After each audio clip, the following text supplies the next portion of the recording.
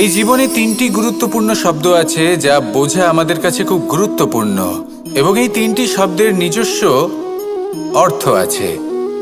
প্রথম হলো সঙ্গবদ্ধতা, অর্থাৎ একসাথে মিলে কাজ করতে হবে, একসাথে মিলে পরিশ্রম করতে হবে, সামনে এগোতে হবে। এরকম করতে পারলে আপনার শক্তি বৃদ্ধি পাবে, আপনার ক্ষমতা বৃদ্ধি পাবে, আপনি এগোতে পারবেন এবং অনেক দূরে যেতে পারবেন। দ্বিতীয় হলো আত্মবিশ্বাস। হেরে যাওয়া বস্তুও আবার জিতে নিতে পারবেন। যদি আপনার নিজের আত্মবিশ্বাস থাকে তাহলে আপনি কখনো পরাজিত হবেন না। এবং তৃতীয় হলো অহংকার। জয়লাভ করার পরেও কিন্তু এটা আপনাকে পরাজিত করতে পারে। সেই জন্য জীবনে সঙ্গবদ্ধ হন, আত্মবিশ্বাস রাখুন, কিন্তু কখনোই অহংকার করবেন না। এই অহংকার আপনার থেকে সব কিছু কেড়ে নিতে পারে। এই অহংকারের জন্যই মথুরাপতি কংস নিজের পতনের দিকে অগ্রসর হয়েছিলেন। এই অহংকারকে ত্যাগ করুন আর আমার সাথে ভালোবেসে বলুন, রাধা রাধা। আমরা যখনই কোনো গাছের চারা রোপণ করি তখন সবার আগে পরীক্ষা করে দেখি যে যেখানে আমরা চারা রোপণ করতে চলেছি সেখানকার মাটি আদৌ উর্বর কিনা, সেই মাটি সেই চারাকে বাড়তে সাহায্য করবে কিনা। যখন একটা চারা রোপণের আগে আমরা এত কিছু ভাবতে পারি, তাহলে কাউকে বিশ্বাস করার আগে আমরা কেন ভাবি না? জীবনে কখনো এই বিশ্বাসরূপী চারা কোথাও রোপণ করার আগে বোঝার চেষ্টা করুন যে যার ওপর আপনি বিশ্বাস করতে চলেছেন সে কি আদৌ আপনার বিশ্বাসের যোগ্য কি না। ভেবে দেখুন সেই ব্যক্তি ভবিষ্যতে গিয়ে আপনার বিশ্বাস ভাঙতে পারে কি না। এটাও ভেবে দেখুন যে যাকে আপনি বিশ্বাস করতে চলেছেন তাকে আপনি বিশ্বাস করলে নিজের জীবনের উদ্দেশ্যে আপনি অগ্রসর হতে পারবেন কি না। আর তার জন্য প্রয়োজন সঠিক সিদ্ধান্ত, পরখ করা, কোনটা উচিত কোনটা অনুচিত সেটা বোঝা। আর তাতে কিন্তু আপনি সন্দেহবাতিক হবেন না, তাতে আপনি আরো নিপুণ হয়ে উঠবেন। তাই যদি আপনি নিপুণ হয়ে উঠতে চান তাহলে বোঝার চেষ্টা করুন, পরখ করে দেখুন, কোনটা উচিত কোনটা অনুচিত বুঝুন। আর বিশ্বাস তখনই করুন যখন আপনি 100% নিশ্চিত হবেন যে সে বিশ্বাসের যোগ্য। আসুন আমার সাথে ভালোবেসে বলুন, রাধা রাধা। এই সংসারে সব থেকে বেশি কঠিন কাজ কোনটা? কেউ বলবেন যুদ্ধ করা, কেউ বলবেন ধন অর্জন করা, আবার কেউ বলবেন জ্ঞান অর্জন করা সব থেকে বেশি কঠিন। এবার প্রত্যেক ব্যক্তির নিজস্ব অভিজ্ঞতা আছে আর সেই অনুসারে তার নিজস্ব একটা উত্তর আছে।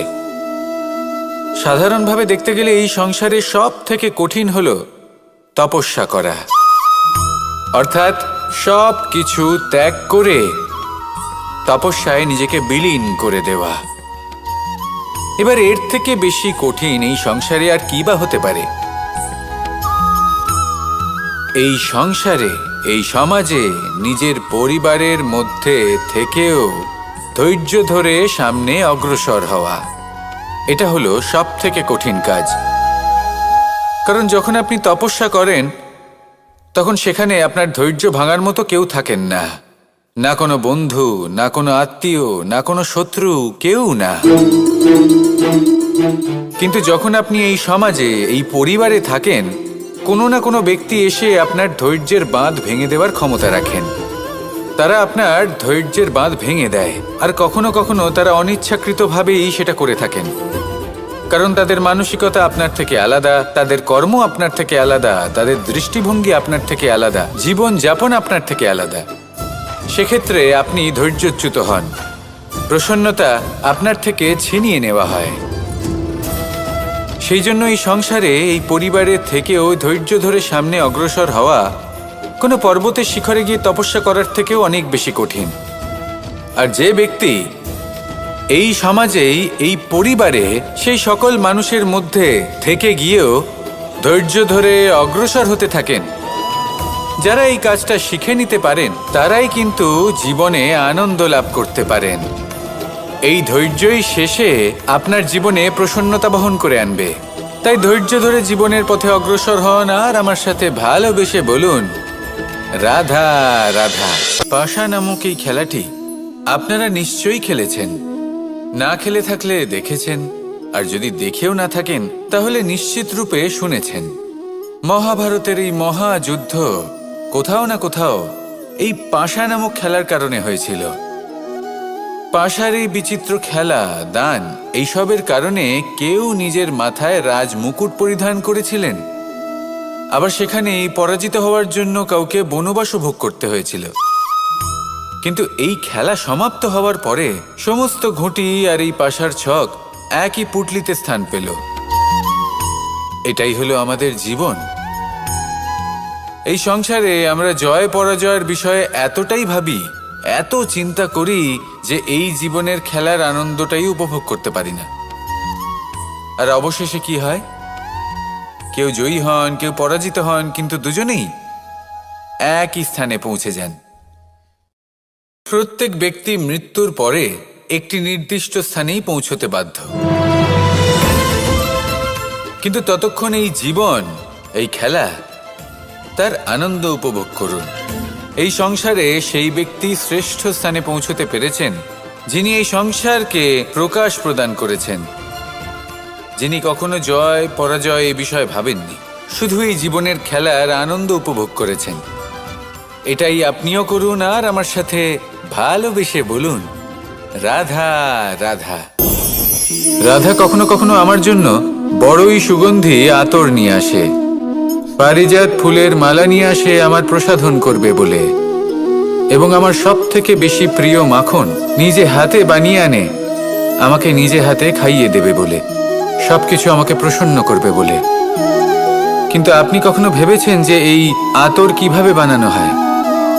সহস্র ফুলের পাপড়ি একসাথে পিষে নিতে হয়, তারপরে তার থেকে যে রস নিঃসৃত হয় সেই রস দ্বারাই আতর তৈরি হয়।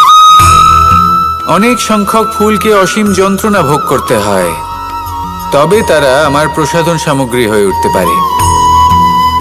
দুধ থেকে মাখন তৈরি করার জন্য কতটা পরিমাণ মন্থন সহ্য করতে হয় সেটা আপনি জানেন। ঠিক সেই রকমই হলো আমাদের জীবনও। বিপদও আসে, কঠিন পরিস্থিতিও আসে, এর সম্মুখীন হতে শিখুন। মনে রাখবেন, আপনি হলেন সেই দুধ যাকে মন্থন সহ্য করতে হবে মাখন হয়ে ওঠার জন্য। মনে রাখবেন, আপনি হলেন সেই ফুলের মতন যাদের পিষ্ট হতে হবে সুগন্ধি আতর হয়ে ওঠার জন্য, যাকে এই সংসার পছন্দ করে। কখনো কখনো জীবনে আপনার সাথে খারাপ শুধুমাত্র এই কারণে ঘটে যাতে আপনার শ্রেষ্ঠ রূপ এই সংসারের সামনে আসতে পারে। শুধুমাত্র কঠিন পরিস্থিতি এবং বিপদকে একটা সুযোগ হিসেবে দেখার চেষ্টা করুন। আপনার জন্য এই সংসার বদলে যাবে, সংসারকে দেখার দৃষ্টিভঙ্গি পাল্টে যাবে, আপনার ভাগ্য পাল্টে যাবে, আর এই মন প্রসন্ন হয়ে বলবে, রাধা রাধা। প্রত্যেক মানুষ নিজের জীবনে দুঃখ অনুভব করেন। প্রত্যেকের দুঃখ আলাদা হতে পারে। কারোর মনে এই দুঃখ থাকে যে সে তার বাবা মায়ের সব ইচ্ছে পূরণ করতে পারেননি। কেউ এটা ভেবে দুঃখ পান যে সে চিরকাল সদাচার করেছেন, সৎকর্ম করেছেন, কিন্তু তাও তাকে দুরাচারী বলে মনে করা হয়। কেউ এটা ভেবেও দুঃখ পান যে তার সামনে যে ব্যক্তি রয়েছেন তার চোখে তিনি শত্রু হয়ে উঠেছেন বা দুষ্ট হয়ে উঠেছেন, যেখানে তিনি হয়তো কোনো অনুচিত কাজই করেননি। এবার এই সমস্ত বিষয় নিয়ে ভেবে নিজের ব্যক্তিত্ব নিয়ে সন্দেহ প্রকাশ করবেন না। যদি নিজের ব্যক্তিত্ব নিয়ে কোনো সন্দেহ থেকে থাকে তাহলে কর্ম সংক্রান্ত প্রশ্ন করুন যে আপনি যা করেছেন তাতে কি উচিত ছিল, কি অনুচিত ছিল। যেটা প্রয়োজন সেটা এটা বোঝার যে আপনার অন্তর্মন, আপনার বিবেক আপনাকে কি বলছে, আর আপনার অন্তর্মন আর আপনার বিবেক আপনাকে যেটা করতে বলবে শুধু সেটাই করুন। আর তারপরে এই সংসার কি বলবে, কি ভাববে সেসব নিয়ে ভাবতে যাবেন না, কারণ এই সংসার তো ঈশ্বরকেও প্রশ্ন করে থাকে, ঈশ্বরকেও দোষী মনে করে। কখনো কখনো যখন কোনো ঘটনা মানুষের ইচ্ছা অনুযায়ী ঘটে না, তখন মানুষ এটা বলে যে, হে ঈশ্বর, আপনি আমার পাশে থাকলেন না, আপনি বড়ই কঠোর, এটা আপনার দোষ। যেখানে বেশিরভাগ সময় হয়তো সে নিজেই নিজের কর্মফল ভোগ করছে আর কখনো কখনো ঈশ্বর হয়তো তার জন্য আরো ভালো কোনো পরিকল্পনা করে রেখেছেন, কিন্তু মানুষ সেটা বুঝতে পারে না। তাই দিনের শেষে যেটা প্রয়োজন সেটা হলো নিজের মনের কথা বুঝতে হবে। আপনার বিবেক কি বলছে শুধু সেটাই করুন আর সামনে এগোতে থাকুন। আমার সাথে ভালোবেসে বলুন, রাধা রাধা। পরিবর্তন, এটা হলো সৃষ্টির অমূল্য নিয়ম। এই সংসারে সবকিছু সময়ান্তরে পরিবর্তিত হয়, এই সময়ও পরিবর্তিত হয়। পরিবর্তন চিরকাল হয়ে এসেছে আর চিরকাল হতে থাকবে, কিন্তু এবার আমরা সেই পরিবর্তন কিভাবে লাভ করব যেটা আমাদের প্রয়োজন, যেটা আমরা চাই। আমরা জীবনে বিকাশ চাই। এই বিকাশ কিভাবে লাভ করতে পারি? এই প্রকৃতি কিন্তু আমাদের অত্যন্ত উত্তম উদাহরণ দিয়ে বুঝিয়েছে। একটি বিন্দুর উদাহরণ দিয়েছে যা ভবিষ্যতে একটা বিশাল নদীর আকার ধারণ করে। এটা কিভাবে হয়? মেঘ থেকে একটি বিন্দু ঝরে পড়ে সেই পর্বতের ওপর যেখানে হিম আছে। সেই হিমের সংস্পর্শে আসা মাত্র সেই বিন্দুর সাথে আরও বেশ কিছু বিন্দু যুক্ত হয়। তারপর তারা অগ্রসর হয়, আরও কিছু বিন্দু যুক্ত হয়, আস্তে আস্তে একটা ক্ষীণ ধারার রূপ ধারণ করে এবং সেটাই ভবিষ্যতে আরও এগোতে থাকে। অনেকটা যাওয়ার পর যখন অনেক সংখ্যক বিন্দু একসাথে যুক্ত হয় তখন সেটা বিশাল নদীর আকার ধারণ করে। এবার আমরা মানুষ বলে আমাদের সাথে এই নিয়মের অন্যথা হয় তা নয়। আমরাও এই প্রকৃতির অংশ, আমাদের ক্ষেত্রেও একই নিয়ম প্রযোজ্য। যখন পরিশ্রম করে অনেক সংখ্যক বিন্দু আমরা একত্রিত করব তখনই পরিবর্তনের নদী প্রবাহিত হবে। প্রয়োজন হলো নিরন্তর পরিশ্রম করা এবং ধৈর্য ধরা। এটা করতে থাকুন, জীবনে সব কিছু লাভ করতে পারবেন, কারণ প্রকৃতি আমাদের এটাই শিখিয়েছে। আর আমরা এই ব্রহ্মরই একটি অংশ, যার দ্বারা এই ব্রহ্মাণ্ড নির্মিত। আসুন আমার সাথে ভালোবেসে বলুন, রাধা রাধা। কখনো এই প্রকৃতির দিকে তাকিয়ে থাকবেন। এই প্রকৃতি অনেক ধরনের শিক্ষা দেয়। কোনো একটা গাছকে দেখুন কিভাবে সে মাটি থেকে জল শুষে নেয়।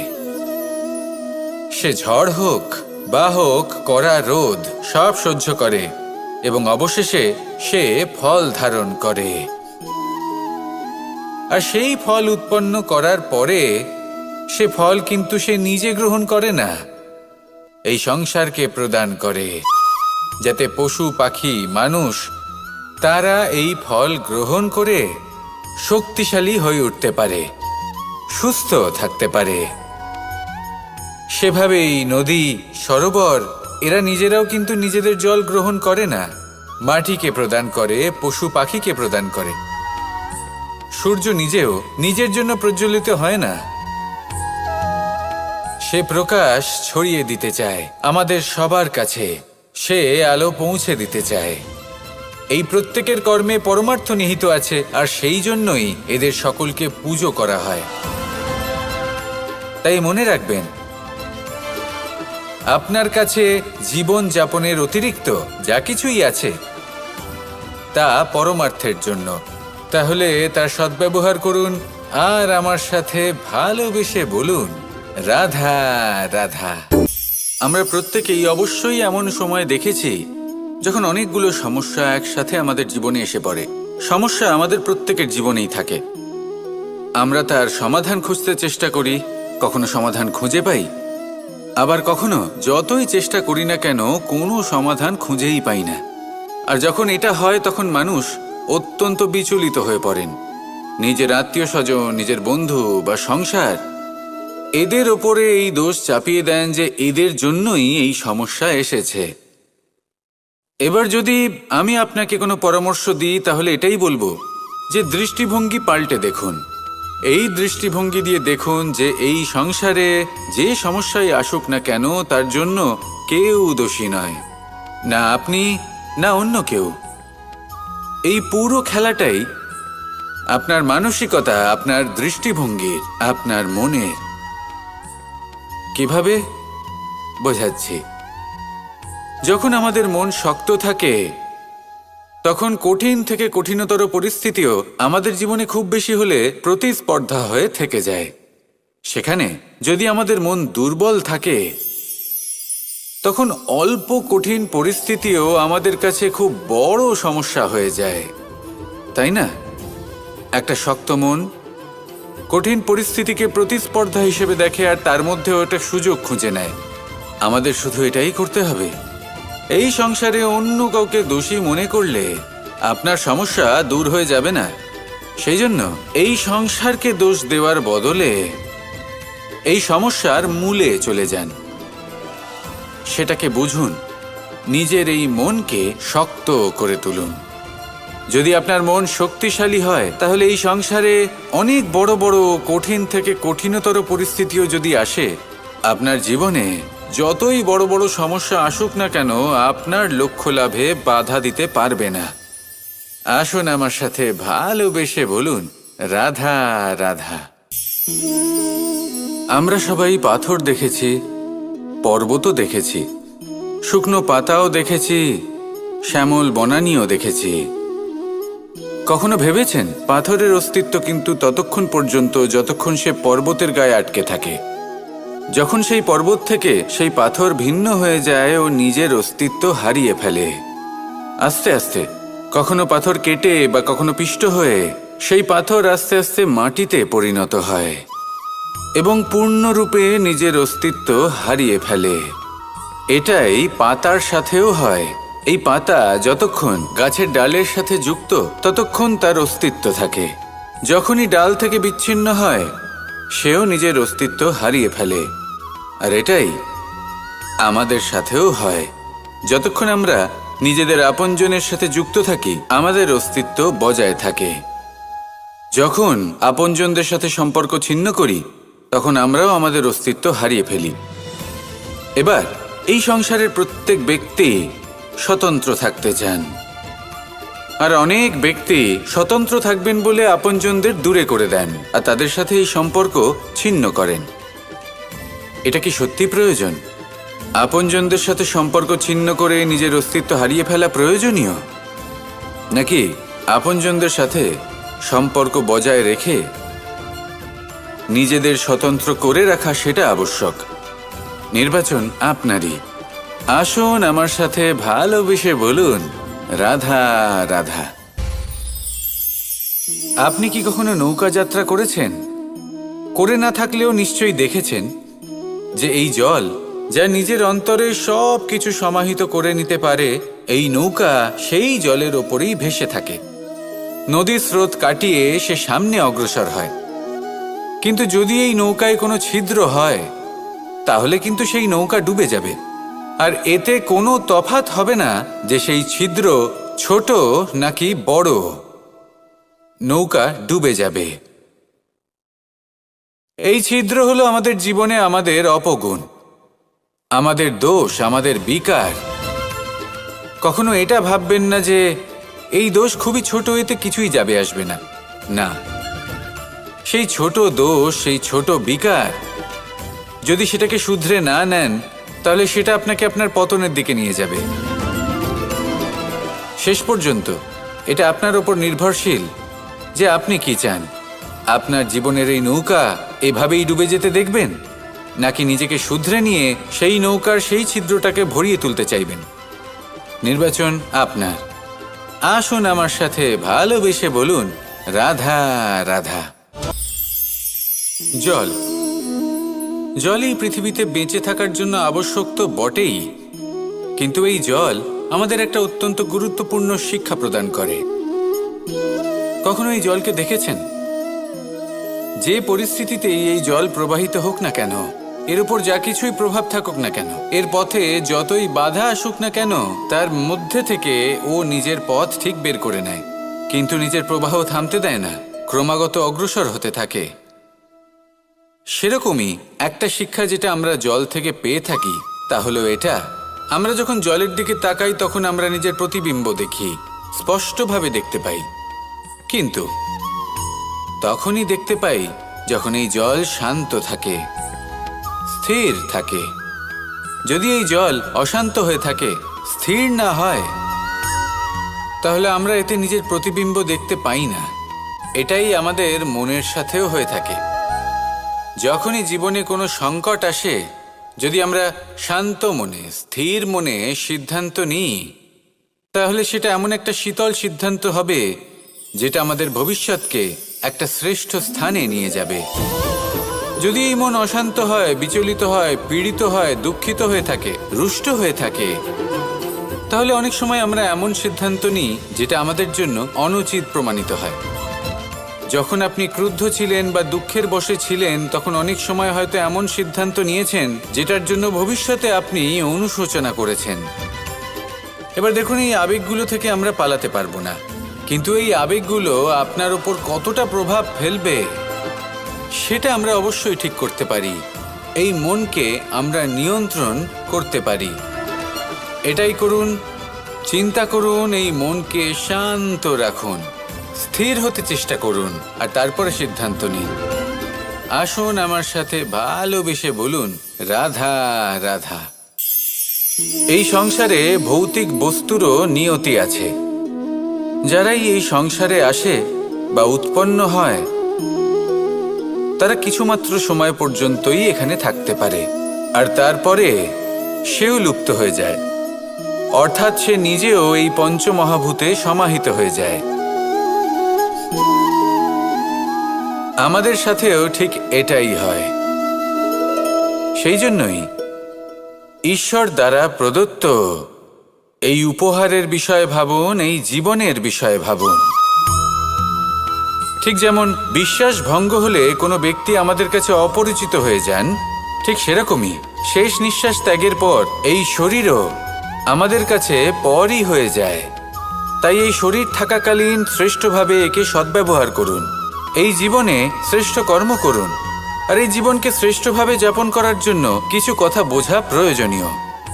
যদি আপনি কারোর প্রশংসা করেন, তাহলে পূর্ণ হৃদয় দিয়ে করুন। যদি আপনি হস্তক্ষেপ করে থাকেন, তাহলে মস্তিষ্ক দ্বারা করুন। যদি আপনি সমীক্ষা করেন, তাহলে বিবেক দ্বারা করুন। যদি আপনি ধন অর্জন করতে চান, তাহলে নীতি অনুসারে চলুন। যদি জীবনযাপন করতে চান, তাহলে রীতি মেনে করুন। আর যদি ঈশ্বরের ভজন করতে চান, তাহলে ভক্তিভাব নিয়ে করুন। শুধু এই কথা মনে রাখবেন যে আপনার এই জীবন কিন্তু অনিশ্চিত কাল পর্যন্তই আছে। কতক্ষণ আছে সেটা কেউ জানে না। তাই কিছু মুহূর্ত যেটা যাপন করতে আমরা এখানে এসেছি, সেখানে ক্রোধ, অহংকার, ঈর্ষা, এইসব আবেগের কি গুরুত্ব বলুন তো? এগুলো ত্যাগ করুন। মানুষকে ক্ষমা করতে শিখুন, আস্তে আস্তে বিশ্বাস করতে শিখুন। এই সংসারে নিঃস্বার্থভাবে প্রেম করতে শিখুন, আর সবার মধ্যে আনন্দ বিতরণ করুন। তাই এই সব গুণ যদি আপনি আত্মসাৎ করতে পারেন, তাহলে আপনার জীবনে শুধু আনন্দ এবং আনন্দই বিরাজমান হবে। আসুন আমার সাথে ভালোবেসে বলুন, রাধা রাধা, রাধা রাধা, রাধা রাধা। ধর্মরথের 4টি অশ্ব চালানোর জন্য যিনি সারথি হবেন, তার যে 4টি গুণ থাকা প্রয়োজন, সেই সমস্ত গুণ অর্জুনের মধ্যে উপস্থিত রয়েছে। কর্মের শক্তি রয়েছে, ধর্মের প্রতি আসক্তি রয়েছে, জ্ঞানের অভিব্যক্তি রয়েছে এবং সমর্পণের ভক্তি রয়েছে। নিশ্চিত রূপে ধর্মরথে সারথি হবার জন্য অর্জুনই সব থেকে যোগ্য। আর ও শুধুমাত্র দ্রৌপদীর স্বামীই হবে না, ইতিহাসে কুরুবংশের রাজকুমার বা ইন্দ্রপুত্রের নামেই শুধু পরিচিত হবে না, বরং অর্জুনই স্বয়ং ইতিহাস রচনা করবে। অর্জুনই হবে কৃষ্ণ সারথি। যত্র যোগেশ্বর কৃষ্ণ তত্র পার্থ ধনুর্ধর। তাহলে আসুন আর আমার সাথে ভালোবেসে বলুন, রাধা রাধা।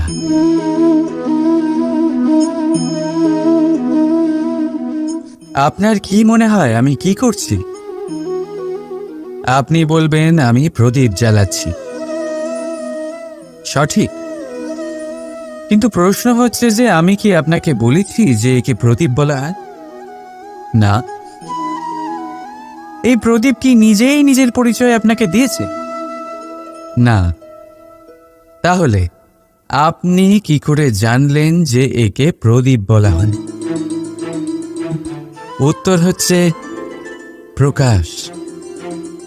যে স্বয়ং জ্বলে অন্ধকারের মধ্যে সংসারকে পথ দেখায়, সেটাই প্রদীপ।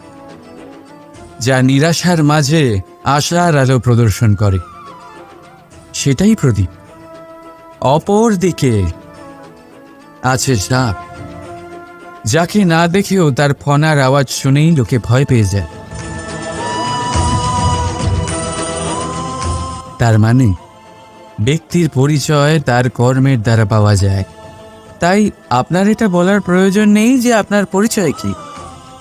এটা আপনার কর্মই নিশ্চিত করবে যে লোকে আপনাকে প্রদীপ ভেবে ভালোবাসবে নাকি সাপ ভেবে ভীত হয়ে থাকবে। রাধা রাধা। সময় কত বিচিত্র হয়।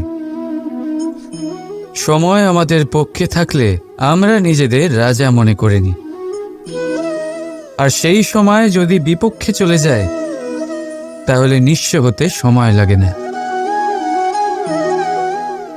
তাই মানুষের একটা অভ্যেস আছে, খারাপ সময়ের জন্য কিছু সঞ্চয় করা। আত্মীয়, বন্ধু খারাপ সময় পাশ থেকে সরে যায়। যশ, মান প্রতিকূল সময় চিরস্থায়ী হয় না। তাই মানুষ মনে করে অর্থ সঞ্চয় করাই শ্রেয়। অর্থের কোনো হৃদয় নেই যা সময়ের সাথে পরিবর্তিত হবে। সংসার বলে সর্বদা অর্থ সঞ্চয় করতে থাকে। খারাপ সময় অবশ্যই কাজে লাগবে, কিন্তু আমি বলবো শুভ কর্ম করতে থাকুন, আনন্দে থাকুন, নিজের ওপর আর ঈশ্বরের ওপরে বিশ্বাস রাখুন। খারাপ সময় কখনো আসবেই না। রাধা রাধা। প্রকৃতি মানুষকে এক বিশেষ শক্তি দিয়েছে, অন্য জীবের থেকে বেশি শক্তি দিয়েছে। স্মরণ শক্তি। এই শক্তি মানুষকে অন্য জীবের থেকে ভিন্ন করে, ইতিহাস রচনা করার প্রেরণা দেয়, জ্ঞানকে বংশানুক্রমে এগিয়েও নিয়ে যায়। আর যারা ভুলে যান, অধিকাংশ সময় তারা উপহাস আর দয়ার পাত্র হয়ে যান। কিন্তু এটাই কি প্রকৃত রূপে সত্য? না। এই স্মরণ শক্তি মানুষের বিকাশের সব থেকে বড় বাধা হয়ে দাঁড়ায়। তার মনকে দূষিত করে দেয়। খারাপ অভিজ্ঞতা, কারোর করা বিশ্বাসঘাতকতা, কারোর কটাক্ষ বেশিরভাগ মানুষই ভুলতে পারেন না, আর তারপর প্রতিশোধ নিতে উদ্যত হন। প্রথমে সময় নষ্ট করেন প্রতিশোধের প্রস্তুতিতে, আর তারপর সময় নষ্ট করেন প্রতিশোধ নেওয়ার সুযোগ খুঁজতে। যদি সন্তুষ্টি পেতে চান, যদি জীবনে আনন্দ পেতে চান, তাহলে স্মরণ শক্তির সদ্ব্যবহার করুন। নিজের স্মরণ শক্তিকে চালনা করুন শুধুমাত্র ভালো কথা আর ভালো স্মৃতির দিকে। জীবনে আনন্দ পাবে। রাধা রাধা। মানুষ নিজের পরিবারের জন্য কত কিছুই না করে, দিন রাত পরিশ্রম করতে থাকে যাতে তার পরিবারের প্রয়োজন পূরণের জন্য অর্থ রোজগার করতে পারে। কিন্তু শুধু অর্থ রোজগার করাটাই কি যথেষ্ট? আপনি বলবেন, হ্যাঁ নিশ্চয়ই, অর্থ দিয়ে সব কিছু পাওয়া যায়, বিদ্যা পাওয়া যায়, বাড়ি পাওয়া যায়, ওষুধ পাওয়া যায়, আর কত কিছুই না পাওয়া যায়। এইসব একটা পর্যায় পর্যন্ত সঠিক, কিন্তু একটু মন দিয়ে ভেবে দেখুন, যখন কোনো শিশু অসুস্থ হয়ে পড়ে তখন সে ওই তিক্ত ওষুধ কেন খেয়ে নেয়? এই জন্য কারণ ওর পিতা সেই ওষুধ অর্থ দিয়ে কিনেছে? না, বরং এই জন্য কারণ তার পিতা যে তার সামনে দাঁড়িয়ে, তার ওপরে তার বিশ্বাস আছে, বিশ্বাস আছে যে উনি তার কিচ্ছু হতে দেবেন না। এই বিশ্বাস, এই সংস্কার, এই শিক্ষা কখনো অর্থ দিয়ে পাওয়া যায় না। এইটা পাওয়া যায় সেই সময় থেকে যা মাতা পিতা তাদের সন্তানের সাথে কাটিয়েছেন। তাই জীবনে অর্থ অবশ্যই উপার্জন করুন, কিন্তু নিজের পরিবারকেও সময় দিন, আনন্দ পাবে। রাধা রাধা। কখনো কোনো পাখিকে দেখেছেন? যখন তারা ডিম পাড়তে প্রস্তুত হয় তখন তারা সবচেয়ে আগে একটা স্থান খোঁজে, একটা স্থান যা বর্ষা, রৌদ্র আর শত্রুর থেকে সুরক্ষিত হয়। তারপর তারা বাসা তৈরি করে, তারপরেই ডিম পাড়ে। আর তারপর যখন সেই ডিম ফুটে তার সন্তানদের জন্ম হয়, সে তাদের খাবার খাওয়ায়, তাদের রক্ষণাবেক্ষণ করে। কিন্তু যখন তাদের ডানা গজায়, তখন না সে তাদের খাবার দেয় আর না তাদের বাসা বানাতে শেখায়। শুধুমাত্র তাদের উড়তে শেখায় সে। তারপর সেই বাচ্চারা আকাশে উড়তে শিখে নিজেরাই নিজেদের খাবার জোগাড় করতে শিখে যায়, নিজেরাই নিজেদের বাসা বানাতে শিখে যায়। আর আমরা মানুষেরা কি করি? আমাদের সন্তান বড় হয়ে যাওয়া সত্ত্বেও তাদের নিয়ে সর্বদা দুশ্চিন্তা করি। তার জন্য আমরা গৃহ নির্মাণের চেষ্টা করি। নিজের সন্তানকে আরও শক্তিশালী করে গড়ে তোলার বদলে তাকে আমরা দুর্বল করে দিই। জীবনে সেটাই করুন যা একটা পাখি করে। নিজের সন্তানকে আকাশে ওড়ার শিক্ষা দিন, সংস্কার দিন, আর একটা নির্দিষ্ট সময়ের পরে তাকে নিজের আকাশ নির্ধারণ করতে মুক্ত করে দিন। রাধা রাধা। সাগরে সেতু বাঁধার গল্প তো আপনারা নিশ্চয়ই শুনে থাকবেন। রামচন্দ্রের সেনাকে 100 যোজন সমুদ্র অতিক্রম করে লঙ্কায় আক্রমণ করতে হতো। সেতুকার নল আর নীল সেতু বাঁধার উপায় বের করল, কিন্তু প্রশ্ন ছিল সেতু বাঁধা কি করে হবে? সমুদ্র অত্যন্ত গভীর। কত পাথর দেওয়া হলে এই বিশাল সমুদ্র অতিক্রম করা সম্ভব হবে? তখন এক উপায় নির্ধারিত হলো। পাথরের ওপর লেখা হলো রামের নাম। আর যখন সেই পাথরগুলোকে সাগরে ফেলা হলো, সেগুলো ভাসতে লাগলো। এবারে কেউ বলবেন এটা রামচন্দ্রের নামের মহিমা, কেউ বলবেন এটা নারায়ণের কোনো জাদু। কিন্তু না, এটা রামচন্দ্রের সেই গুণ, ওনার ব্যক্তিত্বের সেই মহান দিক যা ওনার প্রতিনিধিত্ব করেছে। তাই সেই পাথরও সাগরে ভেসে ওঠে।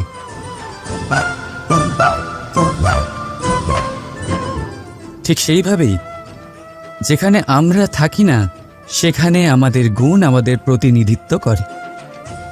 আমাদের নামের শক্তি আমরা নিজেরাই তৈরি করি, আমাদের কর্ম দিই, আমাদের গুণ দিই। এবার সিদ্ধান্ত আপনার, যে আপনার নামের সাহায্যে কেউ বিপদ থেকে উদ্ধার হবে, নাকি আপনার দুষ্কর্মের ফলে কেউ ডুবে যাবে। ভালো করে ভেবে দেখুন। রাধা রাধা। আমাদের জীবনে গুরুজনেরা, জ্ঞানী মানুষজন সবসময় একটা কথা বলেন, ধৈর্য ধরো। শুধুমাত্র দুটো শব্দ, কিন্তু কতটা বিশাল সেটা বোঝার চেষ্টা করুন। ছোট একটা অস্ত্র হাতে নিন এবং একটা বিশাল পর্বতে নিরন্তর প্রহার করতে থাকুন। ধৈর্য ধরে সেই কাজ করতে থাকুন। এমন একদিন আসবে, এই বিশাল পর্বতে আপনি একটা পথ তৈরি করবেন। কোনো ধনুর্ধর যখন নিজের বিদ্যা অর্জন করেন, তখন তাকেও ধৈর্য ধরতে হয়, তার নিজেকে সময় দিতে হয়, তবেই সে ধনুর্বিদ্যা শিখতে পারে। সেইভাবে আমাদের জীবনেও ধৈর্য ধরার খুব প্রয়োজন। পরিবারে ধৈর্য রাখতে পারলে তাহলে আস্তে আস্তে দেখবেন প্রেম বৃদ্ধি পাচ্ছে। সমাজে যদি ধৈর্য রাখতে পারেন, তাহলে আস্তে আস্তে এই সমাজ আপনাকে সম্মান করবে। যদি নিজের জীবনে ধৈর্য রাখতে পারেন তাহলে নিজে থেকেই আত্মবিশ্বাস বাড়বে, নিজের বিকাশ হবে। জীবনে সবই সম্ভব যদি ধৈর্য রাখতে পারেন। হয়তো আস্তে আস্তে হবে, কিন্তু হবে অবশ্যই। শুধু ধৈর্য রাখুন, কারণ ধৈর্যই সব থেকে বড় পুঁজি। আসুন আর আমার সাথে ভালোবেসে বলুন, রাধা রাধা। আমাদের জীবনে যখনই আমরা কোনো বড় দায়িত্বের সম্মুখীন হই, তখন আমরা তার থেকে দূরে পালাই আর এই অজুহাত দিই যে না না, এত বেশি ভার বহন করার যোগ্যতা আমার নেই, আমি করতেই পারবো না। দেখুন, এই সংসারে ভিন্ন ভিন্ন ধরনের গাছ আছে, ছোট গাছ, বড় গাছ, কিন্তু বটগাছের মতো বড় এবং নিবিড় গাছ আর একটাও নেই। সে নিঃস্বার্থভাবে এই সংসারকে সেবা করে যায়, ছায়া প্রদান করে, শীতলতা প্রদান করে। আর যখন এমন সময় আসে যখন তার ওপর বোঝা অত্যন্ত বেড়ে যায়, সে কিন্তু কোনোভাবেই ভেঙে পড়ে না।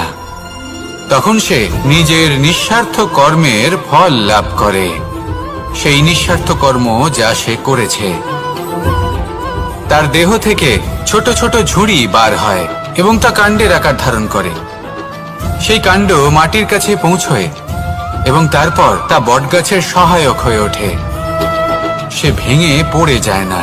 এইভাবে আপনিও জীবনে নিঃস্বার্থভাবে সবার সেবা করুন, ভালোবাসুন, সবাইকে সাহায্য করুন। যেদিন আপনার ওপর বোঝা অত্যন্ত বেড়ে যাবে, সেদিন এই সব মানুষ আপনাকে সাহায্য করার জন্য আসবেন, আপনার শক্তি হয়ে উঠবেন। আর আপনি বটগাছের মতোই মহান এবং বিশাল হয়ে উঠবেন। আসুন আর আমার সাথে ভালোবেসে বলুন, রাধা রাধা।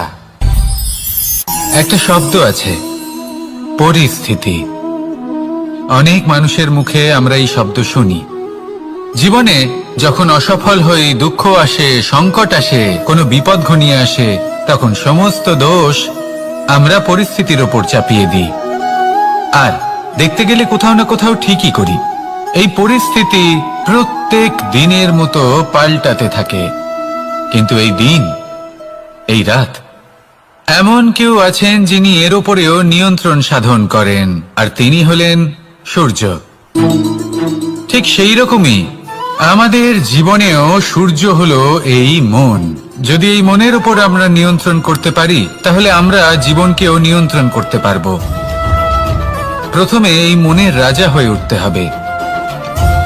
তাই মনে রাখবেন, যদি মন দুর্বল হয়, তাহলে পরিস্থিতি আমাদের সমস্যা বলে মনে হবে। এই মন যদি স্থির হয়, পরিস্থিতি প্রতিস্পর্ধা বলে মনে হবে। আর এই মন যদি শক্তিশালী হয়ে ওঠে, তাহলে যে কোনো পরিস্থিতি আপনার কাছে একটা সুযোগ মাত্র, এমন এক সুযোগ যাতে অগ্রসর হয়ে আপনি মহান হয়ে উঠতে পারেন। এই মনের শক্তির বৃদ্ধি ঘটান, মহান হয়ে উঠুন, আর আমার সাথে ভালোবেসে বলুন, রাধা রাধা। খুব সুন্দর একটা কাহিনী আছে। একবার এক ব্যক্তি নিজের অসফলতার জন্য ত্রস্ত হয়ে সময় দেবতার তপস্যা করতে বসলেন। উনি তপস্যা করলেন এবং সময় দেবতা প্রসন্ন হলেন, মানুষের রূপ ধারণ করে ওনার সামনে প্রকট হলেন। এবার সেই ব্যক্তি ওনাকে জিজ্ঞেস করলেন যে কি এমন আছে যার জন্য আপনি বারবার জয়ী হন আর আমি চিরকাল পরাজিত হয়ে থাকি? কেন এত পরিশ্রম করা সত্ত্বেও আমি সাফল্য লাভ করতে পারি না? তখন সময় দেবতা উত্তর দিলেন যে দিন হোক বা রাত, ঝড় হোক বা ভূমিকম্প, রোদ হোক বা বৃষ্টি হোক, সময়ের সূত্রপাত হোক বা প্রলয়, আমি থামি না, আমি চলতেই থাকি। আর সেই জন্য যিনি থেমে যান তিনি পরাজিত হন আর আমি জয়ী হই। এটাই আমাদের শিখতে হবে। জীবনে সবসময় চলতে থাকুন, কখনো থামবেন না। হ্যাঁ, কিছুক্ষণের জন্য বিরতি নিতে পারেন, বিশ্রাম করার জন্য, নিজেকে আরো সশক্ত করে তোলার জন্য, কিন্তু থেমে যাবেন না। নিরন্তর কর্ম করতে থাকুন, পরিশ্রম করতে থাকুন, তবেই এই সংসার আপনাকে মনে রাখবে। আসুন আমার সাথে ভালোবেসে বলুন, রাধা রাধা।